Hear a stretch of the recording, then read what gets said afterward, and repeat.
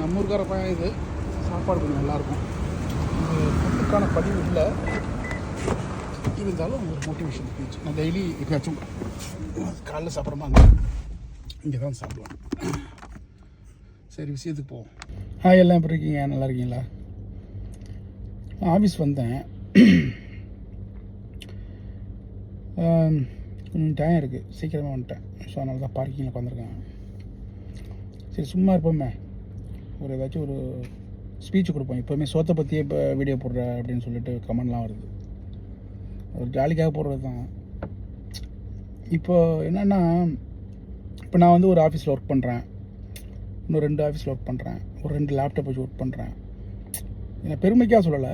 So நான் அப்படி work பண்ணுறேன்னா நான் என்ன குவாலிஃபிகேஷன் என்கிட்ட இருக்கும்? ஒரு நல்ல குவாலிஃபிகேஷன் இருக்கணும். பட் ஆனால் நான் 10th கூட கம்ப்ளீட் பண்ணலை. படித்தேன், நான் கம்ப்ளீட் பண்ணலை. அதுக்கு ஒரு 1000 ரீசன் அதெல்லாம் இருக்குது, அதெல்லாம் விடுங்க. நான் அந்த லேப்டாப்பில் ஒர்க் பண்ணுறதுக்கு அந்த கீபோர்டில் அந்த ஸ்பீடாக நான் அடிப்பேன். ஒரு லெவலுக்கு அடிப்பேன்னு வச்சுக்கோங்களேன். அது காரணம் வந்து என்னென்னா, ஐ திங்க் எனக்கு எக்ஸாக்டாக டைமிங் தெரியல. நாட்கள் நானும் கோபியும் படித்தது வந்து 1ஆவதுலேருந்து 5ஆவது வரைக்கும் தான் படித்தோம். ஆனால் அந்த டயத்தில் தான் அந்த டைப் ரைட்டிங் கிளாஸ் போனோம். சின்ன வயசுலேயே கோபி வீட்டுக்கு எய்த்தாப்பில் தான். கோபின்னா அந்த சௌராஷ்டிரா கம்யூனிட்டிஸ் அந்த பையன் என்னோடய ஃப்ரெண்டு. அவன் இப்போ என்னோடய ஃப்ரெண்டு தான். அப்போ அவங்க வீட்டுக்கு எய்த்தாப்பில் அவங்க தறி நெய்வாங்க. அவங்க வீட்டுக்கு எய்த்தாப்பில் ஒரு டைப் ரைட்டிங் கிளாஸ் இருந்துச்சு. அப்போ இப்போயும் இருக்குதுன்னு நினைக்கிறேன். அப்போ என்ன சொல்லுவாங்க, வாடா போவோம் நம்ம அப்படின்னா, எங்கள் வீட்டில் அம்மாட்ட பேசிவிட்டு 10 ரூபா 15 ரூபா அதுக்கு இந்த ரெண்டல் இருக்குது அந்த கற்றுக் கொடுக்குறதுக்கு, அதை வாங்கிட்டு கொடுத்துட்டு டைப் ரைட்டிங் கிளாஸ் போனோம். 10-12 வயசு இருக்குன்னு வச்சுக்கோங்களேன். போனப்போ மெயின் மோட்டிவேஷனே அந்த டைப் ரைட்டிங் கிளாஸ் போகிறப்ப அந்த வயசில் அங்கே ஒரு ஆயமாக இருப்பாங்க.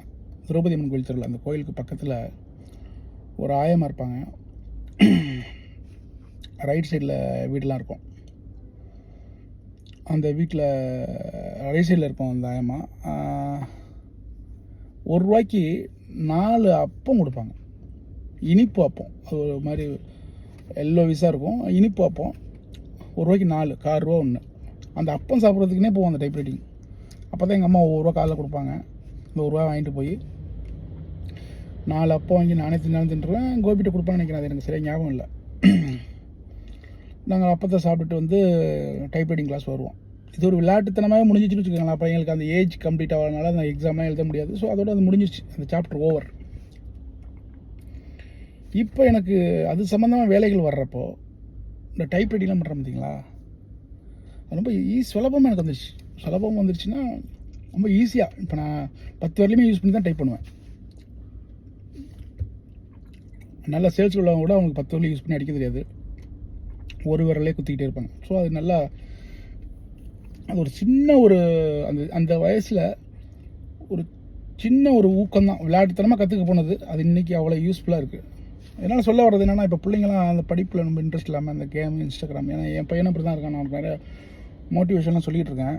இப்போ ஏஐலாம் பார்த்தா பயங்கரமாக இருக்குது. அதனால் பிள்ளைங்களை வந்து இப்போ நீங்கள் அலட்சியமாக விட்டுறாதீங்க. இப்போ ஏதாச்சும் ஒன்று அவங்க அலட்சியமாக கற்றுக்கிட்டால் கூட பிற்காலத்தில் அது ரொம்ப யூஸ்ஃபுல்லாக இருக்கும். அந்த வயசில் ஏறுறது தான் இந்த வயசு வரையும் மறக்க மாட்டோம். அதான் என்னுடைய பேச்சு, வேறு ஒன்றும் இல்லை. அது சொல்லணும் தான் எனக்கு ஆசை, சொன்னேன். வேறு என்ன, அவ்வளோதான். என் பையனும் வந்து டைப் ரைட்டிங்கில் லோயர் முடிச்சிருக்கான். கவர்மெண்ட் எக்ஸாம்லாம் எழுதிட்டான், சர்டிஃபிகேட்லாம் வாங்கிட்டான். அதே எனக்கு ஒரு சந்தோஷமான விஷயம் தான். அவனுக்கு இந்த படிப்பில் அவளுக்கு இன்ட்ரெஸ்ட் இல்லாட்டி கூட இந்த மாதிரி விஷயங்கள்ல அவனுக்கு நல்ல இன்ட்ரெஸ்ட்டு. செட்டு சேர்ந்து முடிச்சிடுவான் அவன். ஸோ அதனால் அவனை மோட்டிவேஷன் பண்ணிட்டுருக்கேன். பிள்ளைங்களே இது மாதிரி மோட்டிவேஷன் பண்ணுங்கள். எல்லாம் இந்த வயசில் நல்லா படிப்பை சொல்லிக் கொடுங்க. ஏதாச்சும் ஒரு டெக்னிக்கல் ஸ்கோர் சொல்லிக் கொடுங்க, உங்களுக்கு படிப்பு மட்டும் இல்லாமல். அது ஃபியூச்சரில் நல்லா ஹெல்ப்ஃபுல்லாக இருக்கும். அதான், வேறு ஒன்றும் சொல்கிறதுக்கு இல்லை. அது இதுதான் மெயின். இது படிப்புங்கிறது ரொம்ப முக்கியம், அதில் அலட்சியமாக இருந்துடாதீங்க. இந்த தமிழ்ச்செல்வன் பாரதின்னு ஒருத்தர் இருப்பார், திருச்சியை சேர்ந்தவர், யூஎஸில் டாக்டராக இருக்கார். ஸோ அவருடைய பதிவுகள்லாம் பார்ப்போம், ரொம்ப மோட்டிவேஷனாக இருக்கும். நிகழ்காலத்தில் நடக்கிறது, அவர் சின்ன பிள்ளைகள் எப்படி கஷ்டப்பட்டு இங்கே வந்தார், இந்த பொசிஷனுக்கு வந்தாருங்கிறதெல்லாம் சொல்லுவார். அது மாதிரி ஒரு மோட்டிவேஷன் ஸ்பீச்சாக இருக்கட்டும். ஜஸ்ட்டு ஆரம்பிச்சது தான், பார்ப்போம் அது எப்படி போகுதுன்ட்டு. பார்ப்போம், இன்னொரு நாளைக்கு பார்ப்போம்.